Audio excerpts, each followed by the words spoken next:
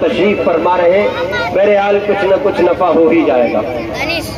خواتین سے مخاطب ہوں اور عرض گزار ہوں کہ اس زمین پر اللہ تعالی نے دنیائے انسانیت میں جب کبھی کسی گھرانے میں کامیاب افراد کو جنم دیا اور کسی گھر میں دیکھنے سے یہ لگا کہ اس گھر کے بچے بہت اچھے نکلے، جب ہم نے کسی عالم دین کو دیکھا اور دیکھ کر ہم نے یہ اندازہ کیا کہ یہ اپنے آپ میں انتہائی صالح و کمال صاحب تقوی عالم ہے، جب ہم نے دنیا دار کسی ماسٹر اور ڈاکٹر کو دیکھا اور ہم نے یہ دیکھ کر اندازہ لگایا کہ یہ اللہ کا بندہ باوجود اس کے کہ ڈاکٹر ہے، ماسٹر ہے، بیرسٹر ہے اور بہت سے دنیا کے علوم و فنون ہیں، ان کا یہ حامل ہے، لیکن اس کے اندر اخلاق، اعلیٰ کردار اور اقدار کی پاکیزگی بہت بلندی پر ہے۔ اسی کے ساتھ جب ہم کسی خاتون کے بارے میں سنتے ہیں کہ کوئی اللہ کی بندی ہے، کوئی بیٹی ہے جو شباب کو کہتی ہوئی ہے، حیا، اس کا پردہ، اس میں طہارت و پاکیزگی، نگاہوں کی عفت اور اپنی عفت و عصمت کی حفاظت کا جوہر بہت نمایاں دکھتا ہے۔ ان تمام چیزوں کو جاننے کے بعد جب ہم اس گتھی کو سلجھانے میں لگتے ہیں کہ آخر یہ عالم دین اتنے باکمال کیوں ہے اور یہ ڈاکٹر اپنے آپ میں اتنے بلند اقدار کا مالک کیوں ہے، یا یہ بیٹا اتنا فرما بردار کیوں ہے، یا ان بیٹیوں میں حیا اتنی کیوں پائی جاتی ہے، یا اس گھر کے لوگ اتنے سچے، امانتدار، پاکیزگی کا لحاظ کرنے والے کیوں ہیں، جب ہم کسی گھر پر انگلی اٹھا کر یہ کہتے ہیں اس گھر کے سارے لوگ اچھے ہیں، اس گھر کا بچہ اچھا ہے، سب کی نگاہوں کی پاکیزگی ہے اور سب کی سماعت پاک ہے، سارے لوگ سچے ہیں، جھوٹ کا نام و نشان نہیں ہے، جب ہم ان تمام اوصاف کو کسی ایک فرد میں یا اس گھر کے تمام افراد میں، کسی ایک گھر کے تمام افراد میں شمار کرا رہے ہوتے ہیں اور ہم ان کو دیکھ رہے ہوتے ہیں، تب عقل یہ پوچھ رہی ہوتی ہے کہ آخر یہ اللہ کے بندے ان تمام اوصاف کے حامل بنے ہیں تو بنے کیسے؟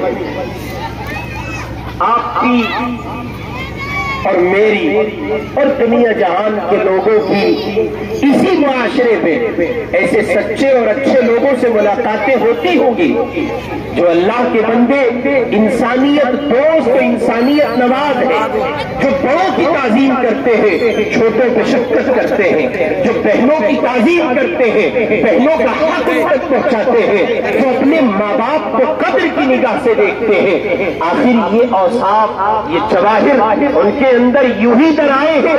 نہیں، سچائی یہ ہے کہ ان کے پیچھے کوئی کھڑا ہے۔ اسی لیے مورخین نے لکھا ہے کہ اس دنیا انسانیت میں جب سے یہ دنیا انسانیت آباد ہے اور بالخصوص اس 14 صدی پر محیط جو زمانہ ہے، جناب رسول اللہ صلی اللہ علیہ وسلم کی امت کا، علماء نے، اصحاب قلم نے لکھا ہے کہ آج تک زمین پر جتنے لوگ بڑے بن کر کے اٹھے ہیں ان کے پیچھے کوئی نہ کوئی عورت رہی ہے کسی نہ کسی کردار کی شکل۔ ایسا نہیں ہو سکتا کہ معاشرے کی عورتیں بے راہ روی کا شکار ہوں، ایسا نہیں ہو سکتا کہ معاشرے کی خواتین اپنی منمانی کریں، ایسا نہیں ہو سکتا کہ معاشرے کی عورتیں اپنی آزادی کے ساتھ سماج میں اور شریعت کی پاسداری نہ کرتے ہوئے زندگی گزاریں اور پھر معاشرے کو اچھے افراد میسر آ جائیں۔ یہ نہ پہلے کبھی ہوا ہے اور نہ آئندہ ہو سکے گا۔ اس لیے شریعت مطہرہ ہر اس آدمی کو مخاطب کرتی ہے جو نکاح کا ارادہ کر رہا ہے۔ ایک نوجوان ہے، ایک لڑکا ہے، ایک شوہر ہے، ایک بچہ ہے، کسی باپ کا بیٹا ہے، اس کے نکاح کے لیے تلاش جاری ہے۔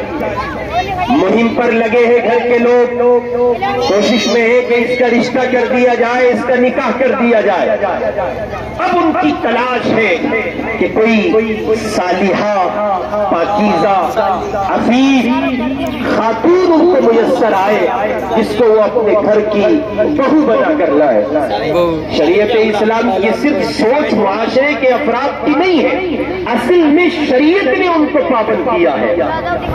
اللہ کے رسول علیہ السلام کا حکم، حضور پاک کی تعلیمات، آپ کے ارشادات گرامی، آپ کا حکم، جب تم نکاح کا ارادہ کرتے ہو تو اپنے لیے جس خاتون کو دلہن بنا کر لا رہے ہو، خبردار اس اللہ کی بندی میں 4 چیزیں دیکھنا۔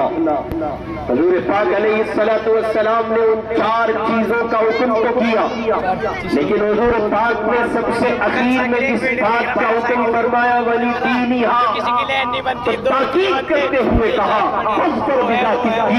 حضور نے صحابی رسول سے مخاطب ہو کے کہا، سنو، مال اپنی جگہ ہے، جمال اپنی جگہ ہے، حسب و نسب اپنی جگہ ہے، لیکن خیال رکھنا، خبردار رہنا، جب تم کسی عورت کو اپنے لیے دلہن بنا کر کے لا رہے ہو تو اس میں مقدم رکھنا، بنیادی طور پر دیکھنا کہ اس خاتون میں دین ہونا چاہیے۔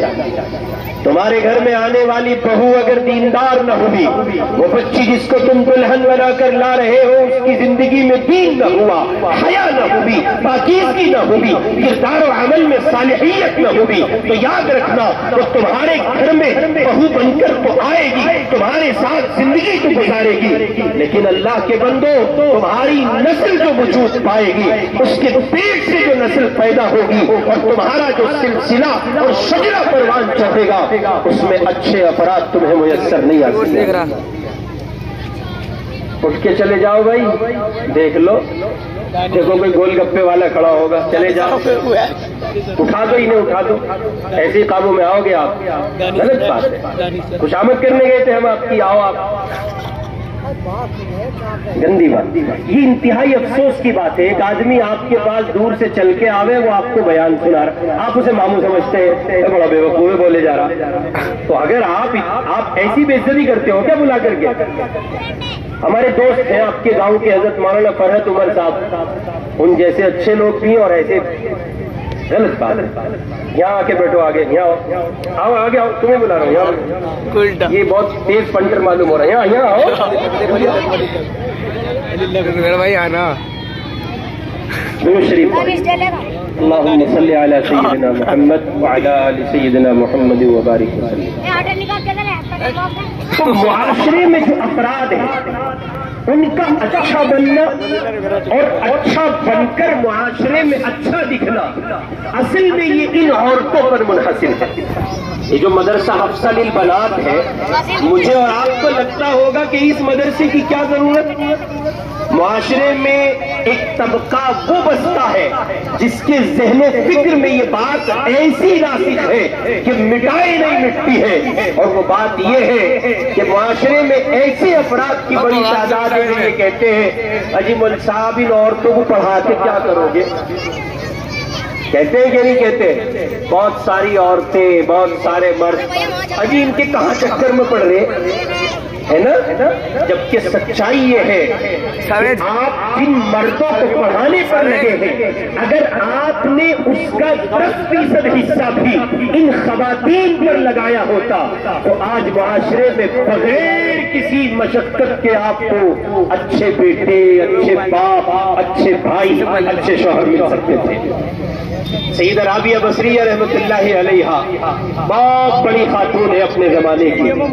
حضرت حسن بصری رحمۃ اللہ علیہ کی جانب سے ان پر طنز کیا گیا، تبصرہ کیا گیا، اور تبصرہ یہ تھا کہ رابعہ مرد حاکم بنتا ہے، مرد خلیفہ بنتا ہے، مرد نبی بنتا ہے، اور مرد امام بنتا ہے، عورتوں کو یہ تمام پوسٹیں اور منصب حاصل نہیں ہوتے۔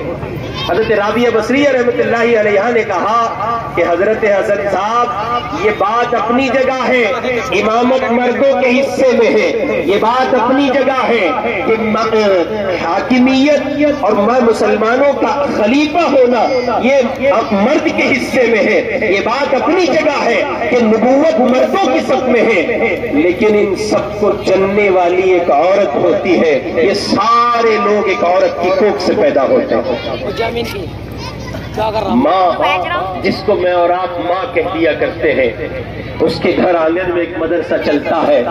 جب ہم ایام طفولیت میں ہوتے ہیں، اپنے چھوٹے پن میں ہوتے ہیں، اس زمانے میں جس مدرسے میں سب سے پہلے ہم تربیت حاصل کرتے ہیں وہ تربیت ماں کے مدرسے میں ہوتی ہے۔ اب ذرا تصور کریں کہ وہ ماں جس کو سب سے پہلا مدرسہ سونپ دیا گیا، وہ ماں اگر اپنے کردار میں بلند نہ ہوگی تو نتائج کتنے خطرناک مرتب ہو۔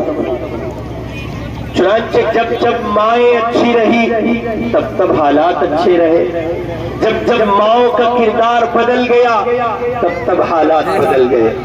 آج مائیں ساس بہو کا ناٹک دیکھتی ہیں، سیریل دیکھتی ہیں، آج مائیں عبد الحمید دیکھتی ہیں، آج مائیں جناب من پاکستان سے آنے والے سیریل دیکھتی ہیں، تم میرے پاس ہو ہم تمہارے پاس ہیں، اور صاحب وہ کبھی کردار کی جنگ دیکھتی ہے، کبھی گفتار کی جنگ دیکھتی ہے۔ جو وہ سیریلز میں دیکھتی ہے وہی ایکسپیریمنٹ اور تجربات وہ اپنے بچوں پر کرتی ہے، اسی انداز سے وہ پیش آتی ہے۔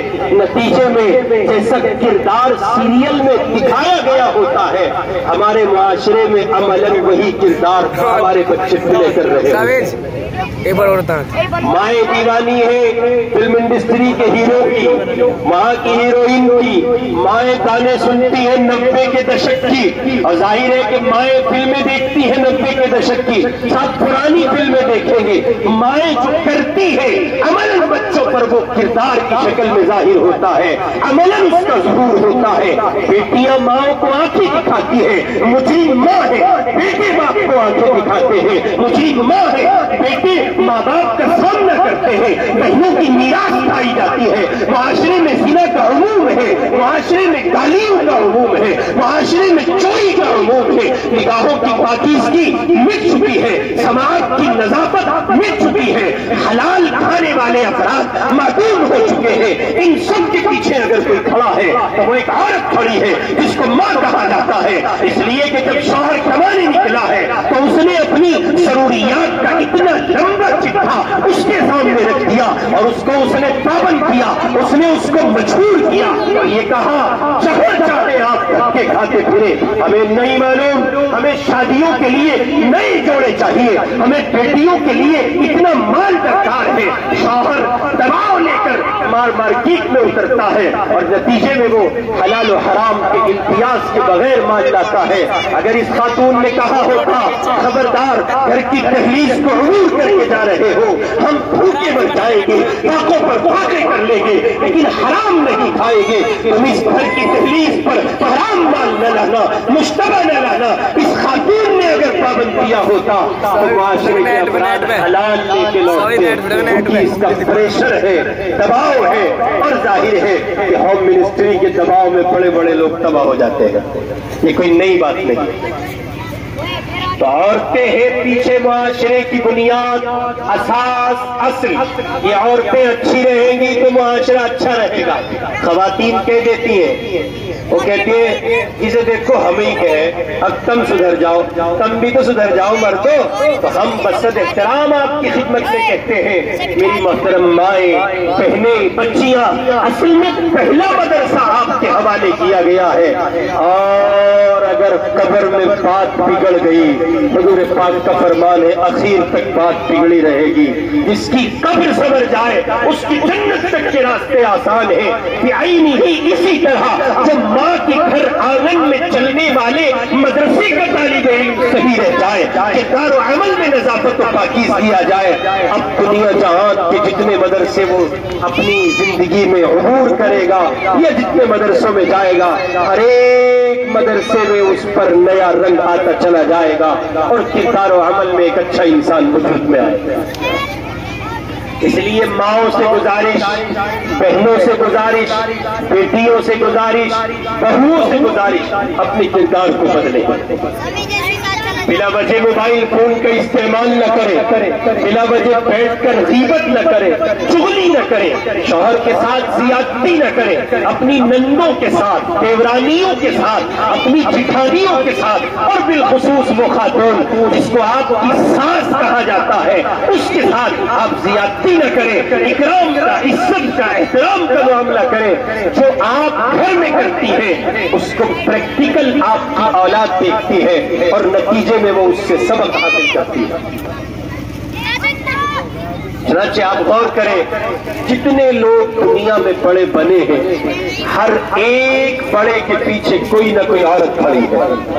ہمارے دارالعلوم دیوبند کے محتوی گزرے ہیں حضرت حکیم الاسلام قاری محمد طیب صاحب رحمۃ اللہ علیہ، انہوں نے 50 سال دارالعلوم کا اہتمام سنبھالا۔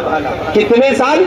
50 سال پرنسپل رہے۔ حضرت قاری صاحب رحمۃ اللہ علیہ فرماتے ہیں، خود اپنے حالات میں قاری صاحب نے لکھا ہے کہ میں نے مشکات شریف جیسی حدیث کی کتاب، ابھی یہ بخاری رکھی تھی، دیکھیے آپ نے ایک کتاب رکھی تھی نا بڑی سی، اتنی بڑی کتاب سائز میں ایک مشکات شریف ہے جو حدیث کی بڑی کتاب ہے، جو بچیاں پڑھتی ہیں وہ جانتی ہوں گی، علماء جانتے ہیں۔ کبھی اس کتاب کو اٹھا کے خالی وزن ناپنے کی کوشش کیجئے گا کہ وہ کتنی وزنی کتاب ہے اپنے ظاہری وزن میں۔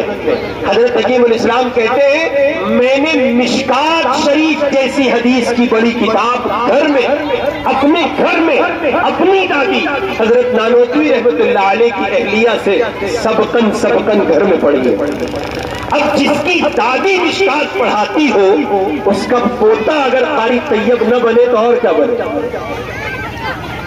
حضرت مولانا محمد الیاس صاحب رحمۃ اللہ علیہ جن کی تبلیغی جماعت ہے، جماعت کے ساتھی بیٹھے ہوں گے یہاں، یہ وہ مال ہے ہر جگہ ملے گا اللہ کے فضل سے، یہ پروڈکٹ سماج میں ہر جگہ دستیاب ہے، تبلیغی جماعت کے افراد، اتنا بڑا نیٹ ورک ہے، سارے عالم میں تقریباً تبلیغی جماعت کام کر رہی ہے۔ 200 کچھ ملک دنیا میں پائے جاتے ہیں، 180 ملکوں تک تقریباً تبلیغی جماعت پہنچ چکی ہے، کچھ ملک ایسے ہیں جہاں نہیں پہنچی ہے۔ آپ غور کریں، اتنا بڑا نیٹ ورک، تو بڑی باتیں۔ اولاً تو یہ دارالعلوم دیوبند کا فیض ہے، شیخ الہند کا روحانی بیٹا افت عالم پر آفتاب و مہتاب بن کے چمک رہا ہے۔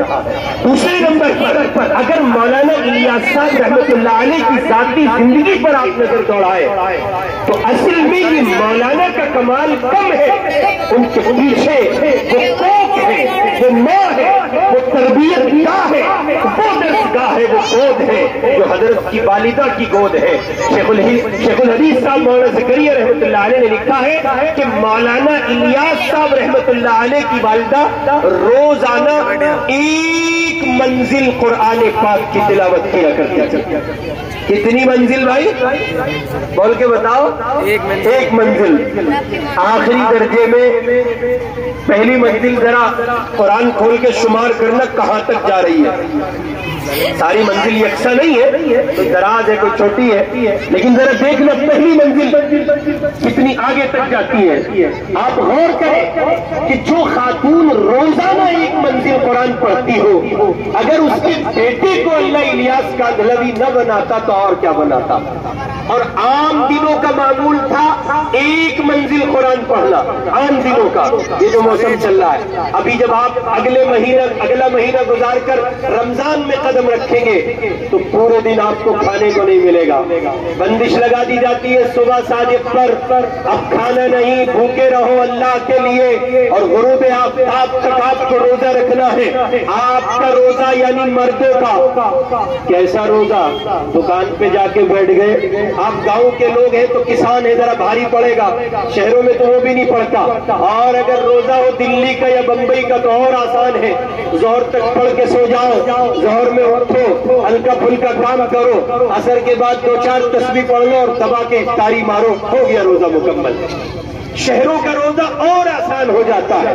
گاؤں دیہات میں جنہوں نے اپنے کھیتوں کے لیے نوکر و ملازم رکھے ہیں ان کا روزہ اور آسان ہے۔ جو بیچارے کسان ہیں ان کا روزہ ہلکا پھلکا ہے، اور جو کسان ہے وہ تو پیٹ پکڑے پھرے، اور جو مول صاحب صبح پانی چلانا حساب نہیں ہے روزہ رکھنے کا، گیہوں کاٹنے مول صاحب ہمت ہار گئے جی، بس ہمت نہیں ہے، پی جاتے ہیں روزہ، چھوٹی چھوٹی باتوں پر روزہ پی جاتے ہیں لوگ۔ آپ ذرا چشمے تصور سے سفر کریں اس دنیا کا کہ اگر یہی روزہ ایک خاتون کا بھی ہو، جسے آپ کے لیے سحری بھی تیار کرنی ہے، جسے گھر میں جناب من گوبری بھی پوتنی ہے، لیپا پوتی کرنی ہے، جسے پورے گھر کی جھاڑو لگانی ہے، سارے گھر کے افراد کے کپڑے بھی دھونے ہیں، اور سارے گھر کے لوگوں کے لیے کھانا بھی بنانا ہے، کتنا مشکل روزہ ہے۔ اجی بولو، ہے نہیں مشکل؟ آسان تو نہیں، بڑا مشکل روزہ ہے حضرت مولانا۔ اور یہ وہ زمانہ ہے جب عورتیں کٹم کی روٹی بناتی تھی، یہ وہ دور ہے۔ مولانا الیاس صاحب رحمۃ اللہ علیہ اب سے سیدھے 50 سال پہلے ہوں گے، بلکہ اور پہلے 65 میں تو بیٹے کا انتقال ہے، تو آپ یوں سمجھے اب سے سیدھے 70 سال پہلے۔ کون؟ مولانا الیاس صاحب رحمۃ اللہ علیہ۔ اب آپ ذرا غور کریں 70 سال پہلے گھروں کا نظام کیا تھا؟ ارے بھائی یہ 10-20 سال ہی سے تو فساد آیا، ادھر بہو آئی اور ادھر وہ کڑیوں میں سانپ بتانے لگتی ہے، لینٹر میں سانپ بتاتی ہیں آج کل خواتین، وہ لوگ کہے جی میرے کندھے دکھ رہے، میرا جی نہیں لگ رہا، مجھے گھر چھوڑ آؤ، ہے جی بہت سی حرکتیں خواتین بچی آج کل کی تو بہویں ایسی ہیں نا، اس کی وجہ یہ کہ تربیت نہیں ہے۔ آج کل تو بہویں مارکیٹ میں جس طرح کی دستیاب ہے وہ چاہتی ہیں میں اور میرا بابو، بس سمجھتے ہیں نا، بابو یعنی اس کا شوہر، میں اور میرا بابو، ساس کی خدمت کر لے، ان کی خدمت نہیں ہے میرے ذمہ واجب، ہاں میں تو آپ کے بچے کو دودھ پلانے کی بھی حقدار نہیں، ڈوب کے نہ مر جائے آپ یہ بات کہتی ہوئی، آپ کو حیا نہیں آتی؟ اگر محمد کی فاطمہ اپنی سسرال میں کام کر سکتی ہے پھر دنیا کی کسی بہو کے لیے جواز نہیں بنتا کہ وہ سسرال کی خدمت سے جان چرائے۔ سیدنا علی رضی اللہ تعالی عنہ اور سیدہ فاطمہ رضی اللہ تعالی عنہ دونوں میں نوک جھونک ہو گئی، ہلکی پھلکی لڑائی ہو گئی تو حضرت علی روٹ کے چلے گئے، حضور پاک کو پتہ چلا، آپ گھر میں تشریف لائے، آپ نے فاطمہ سے پوچھا علی کہاں ہے؟ سیدہ فاطمہ نے کہا یا رسول اللہ کچھ ہلکا پھلکا ہو گیا تھا۔ حضور گھر سے نکلے، حضرت علی کو تلاش کرنے چلے، آپ نے حضرت علی کو ایک جگہ مٹی میں لیٹا ہوا پایا، آپ نے بدن سے مٹی چھڑاتے ہوئے کہا ام یا ابا تراب، اور مٹی کے باپ کھڑا ہو جا بھائی۔ حضرت علی کو کھڑا کیا، ہاتھ پکڑا، گھر میں لائے اور فاطمہ کے برابر میں بٹھلا کے کہا میری بیٹی، میرے لختی جگر، میری نور نظر، اے فاطمہ بنت محمد، حضور مخاطب ہے سیدہ کائنات سے، حضور مخاطب ہے جنت کی عورتوں کی سردار سے، حضور مخاطب ہے کائنات کی سب سے عظیم خاتون سے، اپنے لختی جگر سے مخاطب ہے۔ حضور پاک کہتے ہیں فاطمہ علی کی رضا میں تمہاری جنت چھپی ہے، علی کی رضا میں تمہارے رب کی رضا چھپی ہے، علی کی خدمت تمہارے لیے واجب ہے، اس گلشن کو آباد کرنا، اس گھر میں سکون فراہم کرنا، اے فاطمہ بنت محمد یہ تمہاری عین ذمہ داری ہے۔ اگر اس گھر میں کسی طرح سے غم کا ماحول کریٹ ہوتا ہے، تیار ہوتا ہے، اس کی ذمہ دار تم ہو۔ اب اگر محمد الرسول اللہ اپنی بیٹی فاطمہ کو سسرال میں خوشحال رکھنے اور اسے خوشگوار ماحول میں خوشحال بنانے کی تلقین کر رہے ہیں، پھر دنیا کی کسی بہو کے لیے جائز نہیں ہے وہ یہ بات کہے کہ جی تمہارے ابا اور اماں کی خدمت میرے ذمہ نہیں ہے۔ جیسے ماں باپ کی خدمت کرنے پر جنت، جیسے ماں باپ کو دیکھنے پر جنت، جنت کا ثواب، حج و عمرہ کا ثواب، اس رب کی رحمت سے یہ امید رکھو، یہ توقع لگاؤ کہ جیسے وہ ماں باپ کی خدمت پر نوازتا ہے اتنا نہ صحیح لیکن اس کے قریب قریب وہ ساس سسر کی خدمت پر بھی نوازے گا انشاءاللہ۔ اور اصل میں بہویں جو کام نہیں کرتی نا آج کل، اس میں قصور ہوتا ہے اس ٹٹو شوہر کا جو آپ کا بیٹا ہے، دوسری کی بچی کو کیا دوش دیا جائے؟ جب وہ حجرے عروسی کے طواف کرتا ہوا نہیں تھکتا، اسے لاؤ باہر کو جاوے اندر کو. جب وہ گھر والی کی ہر کچی پکی بات سن کے امی کو آنکھیں دکھاوے، جب وہ میرا بابو بابو بابو کرتا ہوا نہ تھکے، تو قصور کس کا ہے؟ آپ دوسرے کی بیٹی کو مجرم ٹھہراتے ہیں. آپ کہتے ہیں جب سے بہو آئی ہے گھر کا نظام بگڑ گیا. ہم کہتے ہیں آپ کی بیٹی کی اصل باہر آئی ہے، آپ کا بیٹا اچھا نہیں ہے اس لیے بہو اچھی نہیں ہے. اگر آپ کا بیٹا اصول پر کاربند ہوتا تو مجال نہیں تھی وہ بچی جو کوری کاغذ کی مانی ہے، وہ خاتون جس کو آپ کے گھر کی ABC نہیں پتا ہے، وہ آپ کو آنکھیں دکھاتی. یہ تو آپ کے ٹٹو اور آپ کے پپو کا قصور ہے. اپنے پپو کو سنبھال لیجئے، وہ بچی کا کردار اپنی جگہ درست ہے. ارے بھائی بڑے بوڑھے کہہ گئے نا کہ بھائی تمہارا ہی گھنٹا مضبوط نہیں ہے تو دوسرے کے بچی کو کیا دوش دیتے ہو؟ اگر اس گھر کے مرد اچھے ہوتے، یہ شوہر اپنے ماں باپ کا خدمت گزار ہوتا، مجال نہیں تھی بہو خدمت نہ کرے. اگر یہ اپنے بڑے بھائیوں کی تعظیم کرتا، مجال نہیں تھی کہ وہ بہو تعظیم نہ کرتی. یہ اپنی ماں کے پاس بیٹھ کر اپنے باپ کے پاس بیٹھ کر حال چال پوچھتا، مجال نہیں تھی کہ وہ بچی پاؤں نہ دباتی. وہ دیکھتی ہے جب یہ اپنے باپ کا اپنی ماں کا فرما بردار نہیں، مجھے کیا خاک پڑی ہے کہ میں ان کی خدمت گزار بنوں؟ چنانچہ وہ اسی کو دیکھ کر سمت کا تعین کرتی ہے. اس لیے مردوں کی ذمہ داری یہ، وہ اگر چاہتے ہیں کہ ان کی بیویاں ان کی ماں باپ کی خدمت گزار بنے تو پہلے وہ خود خدمت کریں. اپنے ماں باپ کو آپ سمجھیں. آپ اپنے ماں باپ کو نہیں سمجھیں گے تو وہ پرائے پیٹ کی بچی کیوں کر سمجھنے لگی ہے؟ اس لیے بہت اچھے سے ذہن میں بٹھا لیں. دوسرے نمبر پر میں عرض کر رہا تھا کہ وہ زمانہ جب کٹم کی روٹی بنتی تھی، آج کل تو نیارہ بہت جلدی ہو جا، آدمی علیحدی ہر دوسرے تیسرے دن ہو جا. ادھر شادی ہوئی، ادھر 2-4 دن کے بعد برتن بجنے لگتے ہیں اور ماں باپ عافیت سمجھتے ہیں اس میں کہ ان کا چولہا الگ کر دیا جاوے. اگر مولوی صاحب ہیں تو مسجد کی امامت کے بہانے نگو جی مسجد والے کہہ رہے وہی لا بھائی فیملی لا کے رکھیے. قاری صاحب ہے مدرسے کے بہانے لے جا اے جی. اور اسی کے ساتھ ساتھ کوئی ملازم ہے تجارت کرتا ہے باہر رہتا ہے، اجی روٹی نہیں ملتی میرا پیٹ خراب ہو رہا ہوٹل کی روٹی کھا کے اور لے گیا بندوں کو. جی بیچارے بوڑھے ماں باپ ترس رہے، کوئی خدمت گزار نہیں ہے. انتہا سے زیادہ قابل لعنت ہے وہ بچے جن کی سلامتی کے باوجود ان کے بوڑھے ماں باپ سسکیاں لیتے ہیں. اور سنو ایک پتے کی بات اور بتا کے جا رہا ہوں آپ کو. بہو کا جتنا وقت ساس کی خدمت میں گزر جائے، رو کے گزرے تب، ہنس کے گزرے تب، اس آپ کی بیوی کے لیے اور آپ کے بڑھاپے کے لیے اور آپ کی آنے والی نسل کے لیے مستقبل میں نہایت نفع مند ہے، سود مند ہے. آج اگر یہ اپنی ساس کی سرپرستی میں رہتی تو کل اسے ساس بننا آسان ہوگا. اگر یہ آج تجربات حاصل نہ کر سکی تو کل آنے والے وقت میں یہ آپ کے بچوں کی بہو کے لیے مشکل بن کر کے کھڑی ہو جائے گی.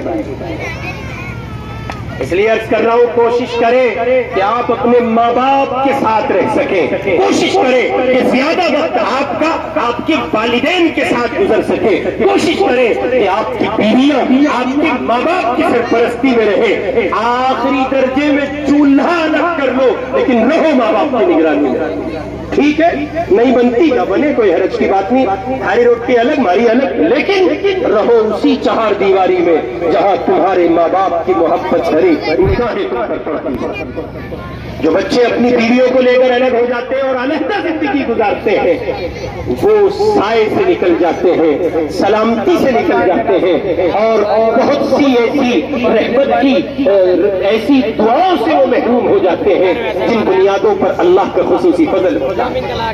تو میں عرض کر رہا تھا حضرت مولانا الیاس صاحب رحمۃ اللہ علیہ کی والدہ اس زمانے میں جس زمانے میں کٹم کی روٹیاں بنتی تھیں، رمضان کا مہینہ، عام دنوں میں 1 منزل قرآن پاک کی تلاوت، اور رمضان میں 40 سپارے قرآن پاک کی تلاوت کرتی تھی۔ کتنے سپارے بولو؟ 40۔ ایک قرآن الگ پڑھا اور 10 سپارے مزید پڑھ ڈالے۔ اب جس کی ماں گھر کے سارے کام کاج کرتے ہوئے 40 سپارے قرآن کے پڑھتی ہو، اس کا بیٹا اگر الیاس کاندھلوی نہ ہو تو اور کون؟ اس لیے اپنی بچیوں کی تربیت کریں، بیٹیوں کو معاشرے کے قابل بنائیں، اس لیے کہ آج اگر بیٹی آپ پڑھا لیتے ہیں تو کل معاشرے میں اچھے افراد دیکھنے کو مل جائیں گے۔ اور سنیے، لکھا ہے کسی لکھنے والے نے، ایک دانشمند ہوشمند صاحب قلم نے لکھا ہے کہ مرد پڑھتا ہے، فرد پڑھتا ہے۔ ایک آدمی پڑھا، عبداللہ پڑھا تو بس عبداللہ پڑھا، لیکن اگر عائشہ پڑھ گئی تو عبداللہ بھی پڑھا، ہارون بھی پڑھا، مسعود بھی پڑھا، سمیہ بھی پڑھی، ام کلثوم بھی پڑھی، جویریہ بھی پڑھی۔ مرد پڑھتا ہے، فرد پڑھتا ہے، عورت پڑھتی ہے تو خاندان پڑھتا ہے۔ ایک خاتون پڑھی ہوئی ہے، اس کو اپنے بچوں کے لیے تو کوئی مسئلہ ہے ہی نہیں۔ چنانچہ ہم نے دیکھا ہے جس زمانے میں عورتیں خود پڑھی ہوتی تھیں، اس زمانے میں گھر گھر مکتب ہوتا تھا، گھر گھر۔ اور ساؤتھ کے علاقے میں لوگ کام کر رہے ہیں، وہاں یہ فضا بحال ہو چکی ہے۔ ہم اور آپ تو چونکہ بزرگوں کی بستی کے ہیں نا، اس لیے فری کی روٹی توڑتے ہیں۔ میں ابھی کہہ رہا تھا کہ یہ پٹھلوکر، آپ لوگوں نے تو علامہ رفیق صاحب رحمۃ اللہ علیہ کو دیکھا ہے نا، ایسی عظیم شخصیات آپ کو حاصل نہیں تو آپ کیوں کرنے لگے؟ آپ تو جنت اپنے باپ کی سمجھتے ہو، یوں ہی بخشے جاؤ گے۔ ہم سچ ہے، میں اپنی ذات کو شامل کر کے کہہ رہا ہوں، ہم کچھ نہیں کر رہے۔ یو پی والے صرف نسبت کی روٹی توڑتے، کچھ نہیں کرتے، کہیں کچھ نہیں ہو رہا ہے۔ یو پی میں کام نہیں ہے۔ آپ تو اپنی اس مدرسے پر پھولے نہیں سنبھالے ہوں گے، اب آئے ہیں آپ 3 ساڑھے 3 بجے نکل کے اور نوابوں کی طرح بیٹھے جلسہ سننے کے لیے۔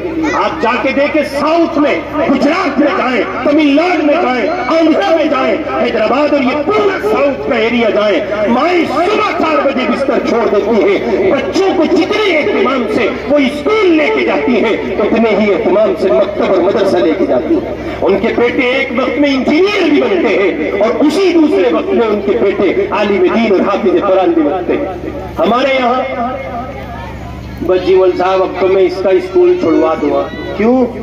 عجیب حافظہ کرے گا۔ کیا کرے گا؟ حافظہ کرے گا، حفظ کرے گا جی، حفظ۔ اور لوہے کے چنے چبانے جی مول صاحب حفظ کرنا تو کتنی غلط سوچ ہے۔ قرآن کہہ رہا ہے یسرنا القرآن للذکر فہل من مدکر، اللہ کہہ رہے ہم نے قرآن کو اپنی یاد کے لیے آسان کر دیا ہے، رب نے قرآن کو آسان کیا ہے۔ اور یہ پٹ دماغ صاحب کہہ رہے ہیں اجی لوہے کے چنے چبانا جی مول صاحب میں نے تو اسکول چھڑوا دیا، اس کا بس قرآن حفظ کرے گا بھی۔ ارے میاں اس نسل نو کی قدر کرو، یہ ایک وقت میں دونوں علوم حاصل کر سکتی ہے، ایسے اسباب بناؤ، ایسی راہیں ہموار کرو، ایک وقت میں دونوں علوم و فنون سے ان بچوں کو گزارو تاکہ یہ حافظ قرآن بھی ہو اور وقت کے انجینئر ڈاکٹر بھی ہو۔ یہ اسی وقت ممکن ہے جب ان کی ماں اس سوچتی ہوگی، اور یہ اسی وقت ممکن ہے جب ان بیٹیوں کو میں اور آپ علم دین سے مزین کریں گے، اچھی تعلیم سے آراستہ کریں گے۔ اس لیے بیٹیاں پڑھاؤ۔ کیا پڑھاؤ؟ بیٹیاں پڑھاؤ۔ دیکھو آخری بات کر رہا ہوں، جب بیٹی پڑھتی ہے تو نتائج کیسے مرتب ہوتے ہیں۔ گزرے ہیں دلی شہر میں، ان کا نام تھا بابا فرید الدین۔ کیا نام تھا جی؟ بابا فرید الدین بن شکر رحمۃ اللہ علیہ۔ ان کے حالات میں لکھا ہے کہ ایک موقع پر ان کے ساتھ ایسے حالات واقع ہوئے کہ جو ان کو دیکھتا تھا وہی اسلام قبول کر لیا کرتا تھا۔ ایسا بھی ہوتا ہے، آپ اس کو کہیں گے کیسے ممکن ہے جی مول صاحب کسی کو دیکھا جاننا نہ پہچانا، نہ دیکھا نہ بھاڑا، اسلام قبول کر لیا۔ ارے اللہ کے بندے کچھ صحیح صحیح کہہ لے، ہے نا؟ ذہن میں آ سکتی ہے یہ بات۔ ایک تجربے کے طور پر ہر ایک نے محسوس کیا ہوگا. ایک بات آپ سے پوچھتا ہوں, جب آپ کسی اللہ کے نیک بندے سے ملتے ہیں اور بہت ٹینشن میں ہوتے ہیں, تو وہاں سے مل کر جب آپ الگ ہوتے ہیں تو آپ کہتے ہیں وہ بہت نیک آدمی بھائی, چہرے پہ ایسا نور تھا, سکون مل گیا. کہتے ہو کہ نہیں کہتے؟ اجی بولو نا, ہوا آپ کے ساتھ؟ اچھا کس کے ساتھ ہوا, ہاتھ اٹھا کے بتاؤ. میرے ساتھ تو ہوا, خوب ہوا. بتاؤ آپ نے اٹھا لو کیا؟ نہیں, زبردستی نہیں اٹھانا. جس کے ساتھ ہوا ہو کہ آپ نے کسی اللہ کے نیک بندے کو دیکھ کر اپنے دل میں سکون محسوس کیا ہو, کس کے ساتھ ہوا نا. آپ غور کریں, جب اللہ کے دیوانے بندوں کو دیکھ کر دل سکون پا سکتا ہے تو خدا نے ان کے چہرے میں ہدایت کا نور نہیں رکھا ہوگا؟ یہ بھی ممکن ہے. بابا فرید الدین رحمت اللہ علیہ کے حالات میں لکھا ہے کہ ان کے ساتھ ایسا ایک موقع پر ہوا کہ جو ان کو دیکھتا تھا وہ اسلام قبول کر لیا کرتا تھا. چنانچہ جب یہ فضا عام ہوئی تو ہندوستان کے برادران وطن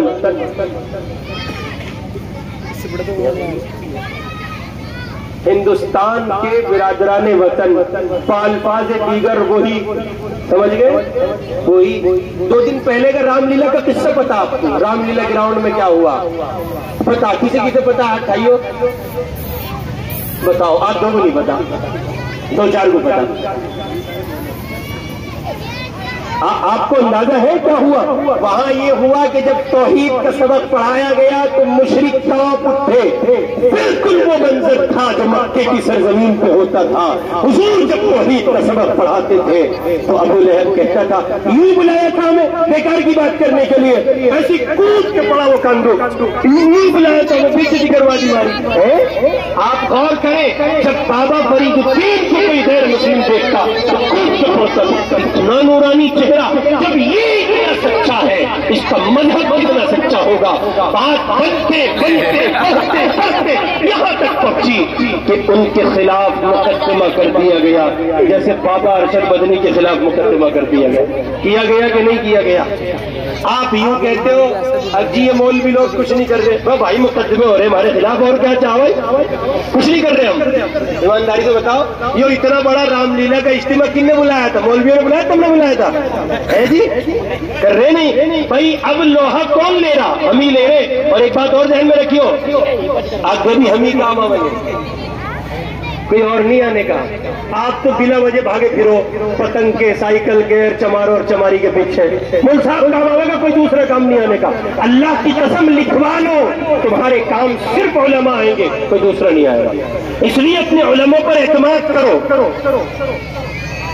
کھڑے کھوٹے اجلے کچلے جیسے بھی ہیں یہی کام آئیں گے, ان کے سوا کوئی کام نہیں آئے گا. اور یہ بھی ذہن میں بٹھا لو, اب پہلے جیسے نہیں ملنے کے. کیسے؟ اب اس دور میں بھائی کہنے لگے جی علامہ رفیق صاحب جیسا نہیں ہے, تو بھی تو ان کے زمانے کا نہیں آئٹم, تو ان کے زمانے کا, تو ان کے دور کا. بھائی ان کے زمانے کے لوگ بھی اتنے بھلے تھے تو وہ ویسے تھے, ان سے پہلے اور بھلے تھے تو وہ ویسے تھے, ان سے پہلے اور بھلے تھے. آج جیسے تم ہو تمہارے زمانے کے علماء بھی ویسے ہی ہیں.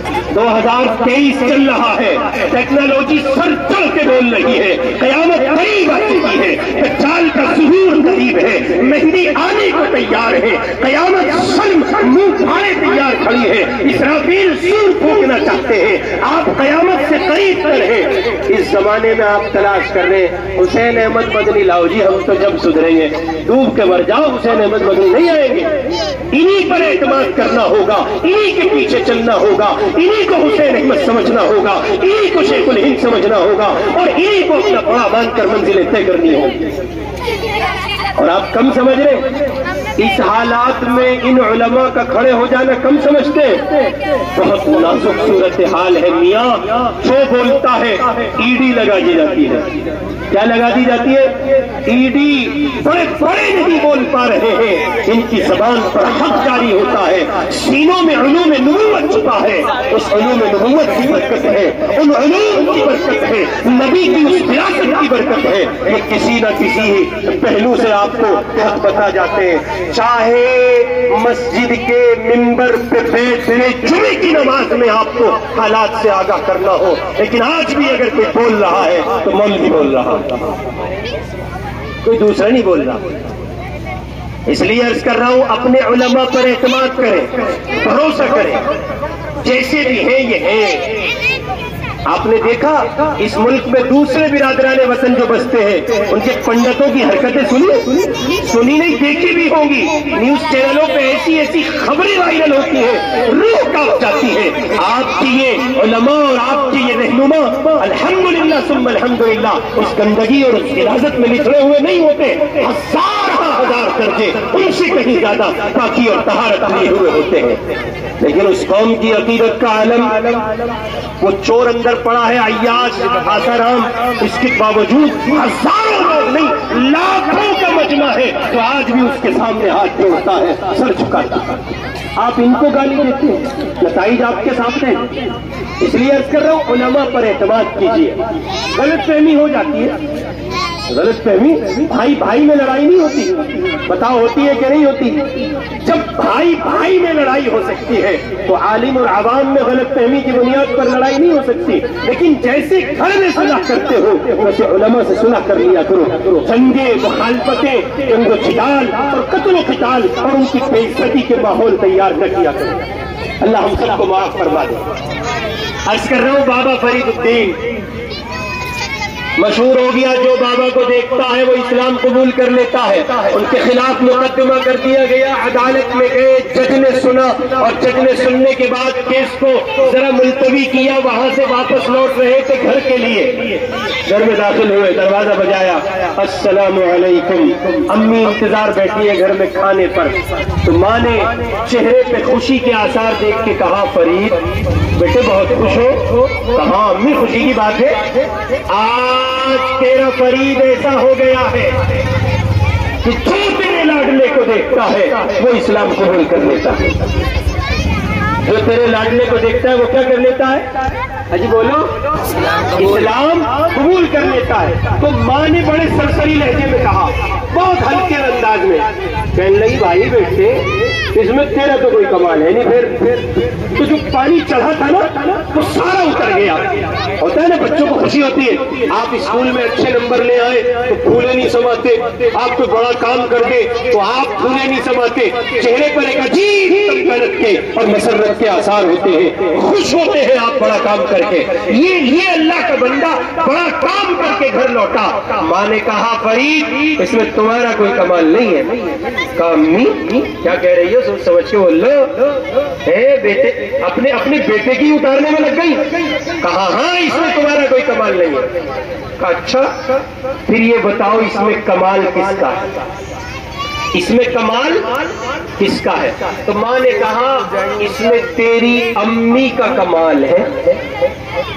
کہنے لگے امی صحیح بول لو، ہاں پٹ لوگ کر کہا میں یوں نہ سمجھیے مجھے میں کچھ سمجھتا ہی نہیں، صحیح بول لو کیا کہہ رہی ہو؟ کہا ہاں اس میں تیری بوڑھی ماں کا کمال ہے۔ فرید حساس ہوئے اور کہنے لگے ماں آپ کا ناخن کسی نے نہیں دیکھا ہے، پردے دار خاتون ہو، گھر سے باہر نہیں نکلتی ہو، تمہارا کمال کیسے ہو سکتا ہے؟ قربان جائیے اس ماں کے قدموں پر۔ آگے سے پڑھ کے جواب میں کہتی ہیں لخت جگر میرا کمال یوں ہے جب تو میرے پیٹ میں تھا 9 مہینے تو میری کوک میں رہا ہے، حمل سے تھی پریگننٹ تھی، اس زمانے میں میں اللہ کو گواہ بنا کر قسم کھا کے یہ بات کہتی ہوں کوئی بڑا تو بڑا میں نے چھوٹا گناہ بھی اس زمانے میں نہیں کیا جب تو میری کوک میں پل رہا تھا۔ جس زمانے میں مائیں پریگننسی کے ایام اتنی محتاط گزارتی تھی، آج کی ماں پریگننسی کے حمل کے زمانے میں بیٹھ کے سیریل دیکھتی ہے۔ ساس بھی کبھی بہو تھی، وہ دیکھ رہی ہے ارطغرل، چنانچہ ایسے ہی پیدا ہوا، ادھر کو کودتا ادھر کو کودتا، وہ دیکھ رہی ہے صاحب ڈانس دیکھ رہی ہے، فلم انڈسٹری میں گم ہے، وہ ناچ گانے میں مگن ہے، ویسی ہی دھڑک پر رقص پر میوزک کی میوزک کی تھاپوں پر نقش کرنے والی اولادیں پیدا ہوتی ہیں، اور نتیجے میں وہ جو آپ کو بچے دکھتے ہیں نا جن کے بارے میں دادا کہتا ہے اجی مول صاحب وہ ہے نہیں اس کی، وہ رفیق کی وہ چھوٹی سی ذرا سی، ہاں اجی بہت بڑھیا ناچے ابھی سے اس عمر میں، ایسے پاؤں کو کھن کھناوے. سوچو سمجھو یہ بچی ناچ رہی ہے کم سنی کے زمانے میں، اس کی ماں نے عمل میں کیا کیا فعال انجام دیے ہو. یہ پوری نسل تیار ہو رہی ہے. شریعت اسلامی پہلے دن ڈرا رہی ہے. نکاح کا ارادہ رکھتے ہو تو خبردار ایسی خاتون لے کے آنا جس میں حیا ہو، پاکیزگی ہو، عفت ہو، عصمت کی حفاظت ہو، جو شریعت کی پاسدار ہو، شریعت کی علمبردار ہو، شریعت کی امینہ ہو. ایسی عورت کو نکاح میں لے کے آنا. اگر ایسا ہوا کہ تم بے حیا کو لے آئے، اگر ایسا ہوا کہ بے شرم کو لے آئے، زبان دراز کو لے آئے، پاکیزگی سے، طہارت و نظافت سے، عفت و عصمت کی حفاظت سے خالی عورت کو اپنے نکاح میں لے آئے تو تمہاری نسل داغدار ہو جائے گی. پیچھے جو نسل تیار ہوگی اس کے بارے میں گارنٹی نہیں دی جا سکے گی وہ اچھی ہے کہ بری ہے. اس لیے عرض کر رہا ہوں، بابا فرید الدین رحمت اللہ علیہ کی والدہ نے کہا لخت جگر جب تو میری کوکھ میں پل رہا تھا، میرے پیٹ میں تھا، میں قسم کھا کے کہتی ہوں کوئی صغیرہ تو کبیرہ تو کبیرہ، بڑا تو بڑا، کوئی چھوٹا گناہ بھی میں نے کبھی نہیں کیا. اور پھر کہتی ہیں اور بتاؤ اس میں تیرا کمال نہیں ہے، تیری اماں کا کمال ہے. اور بتاؤ کچی اور بتائیں. فرمایا جس دن سے تو پیدا ہوا تھا اور وہ جو 2 سال میں نے تجھے دودھ پلایا ہے، میں قسم کھا کے کہتی ہوں میں نے تجھے کبھی بغیر وضو کے دودھ نہیں پلایا. جس ماں نے وضو کا اہتمام کیا ہو وہ غسل بھول گئی ہوگی؟ اجی بتا دیں بغیر وضو کے کبھی دودھ نہیں پلایا. یہاں اس کا خیال نہیں کہ دیور کھڑا ہے، یہاں اس کا خیال نہیں کہ نندوئی کھڑا ہے، یہاں اس کا خیال نہیں کہ جیٹھ کا بڑا لونڈا کھڑا ہے. وہ کھڑا ہے بے پردگی کی حالت ہے اور ماں اپنے بچوں کو دودھ پلاتی جاتی ہے. نتیجہ کیا ہوگا؟ بے شرم و بے حیا اولادیں جنم پائے گی اور وہ معاشرہ اس وقت بھرا پڑا ہے، کہنے کی کوئی ضرورت نہیں.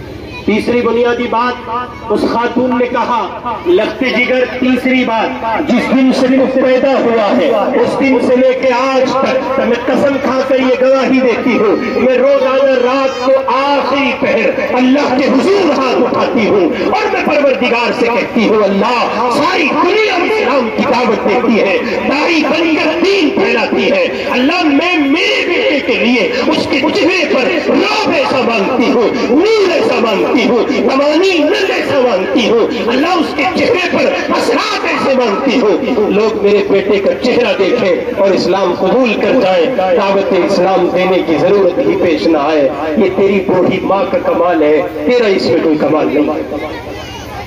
اس لیے بھائی اپنی اولاد کو پڑھا لو، اپنی اولاد، اور اولاد میں جتنی توجہ بیٹوں پر دیتے ہو. اجی ول صاحب اسے تو میں ڈاکٹر بنا، مجھے ڈاکٹر بہت صحیح لونڈا، منہ چلاؤ جی منہ موبائل. اتنی ہی توجہ بیٹی پہ دیا کرو.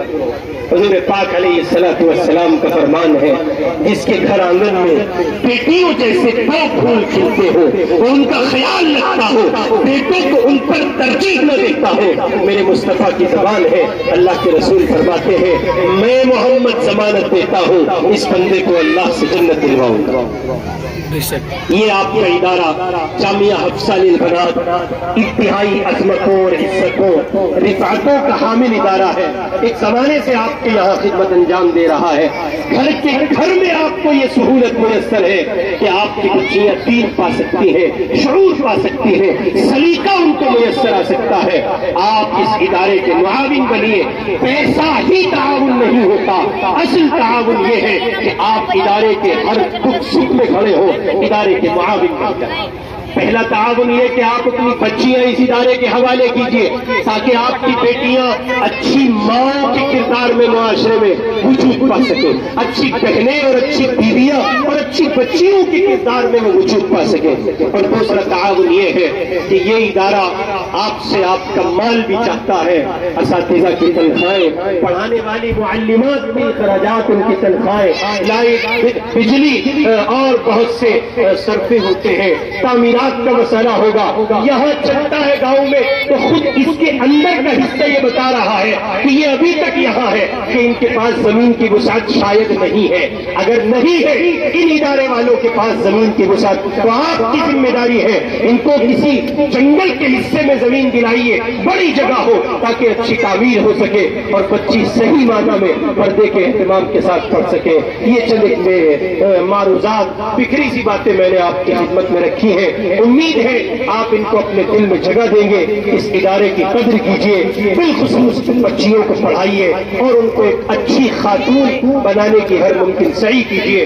اللہ رب العزت والجلال میرے آپ کی بیٹیوں کو، بچیوں کو صحیح شعور، فکر، علم، ہنر سے مالا مال فرمائے اور معاشرے میں ایک اچھے کردار کے ساتھ زندگی گزارنا ان کے لیے آسان بنائے۔ وآخر دعوانا الحمدللہ رب العالمین۔